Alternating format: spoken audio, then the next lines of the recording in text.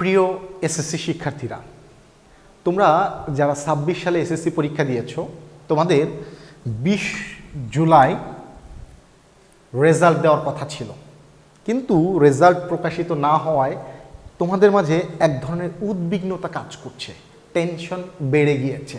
কিন্তু তোমাদের এই মুহূর্তে আসলে কি করণীয়?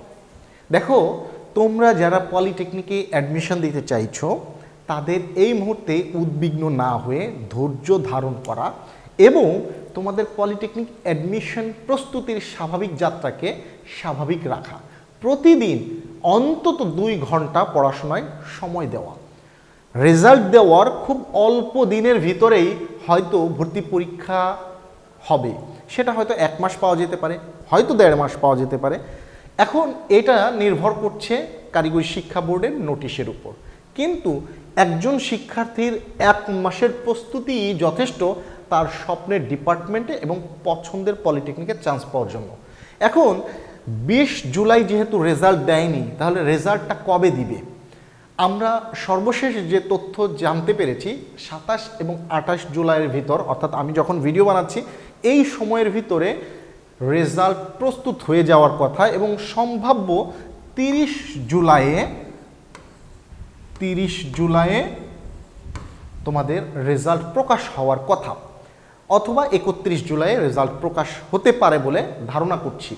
এখন এই রেজাল্ট যেটাই আসুক, সেইটা নিয়ে আমরা চিন্তিত না হয়ে নেক্সট গন্তব্যে কিভাবে আমরা আরও ভালো করতে পারি, যারা ভালো রেজাল্ট করবে সবার জন্য শুভকামনা রইল। যারা ভালো রেজাল্ট করবে তারা তাদের এই ধারাবাহিকতাটাকে বজায় রাখবে। কেউ যদি কোনোভাবে রেজাল্ট কাঙ্ক্ষিতটা না পাও, সেই ক্ষেত্রে উদ্বিগ্ন না হয়ে, হতাশ না হয়ে আগামীতে ঘুরে দাঁড়ানোর দৃঢ় প্রত্যয় ব্যক্ত করবে এবং এভাবেই তোমরা এগিয়ে যাবে, সেই প্রত্যাশা রইল। তাই এখন তোমাদের রেজাল্টের জন্য অপেক্ষা করো, দোয়া করো, তোমাদের সবার জন্য অনেক অনেক শুভকামনা। পাশাপাশি তোমরা যারা পলিটেকনিক ভর্তি প্রস্তুতি গ্রহণ করছো, তারা সফটম্যাক্স অ্যাপে রেগুলার এমসিকিউ প্র্যাকটিস করো।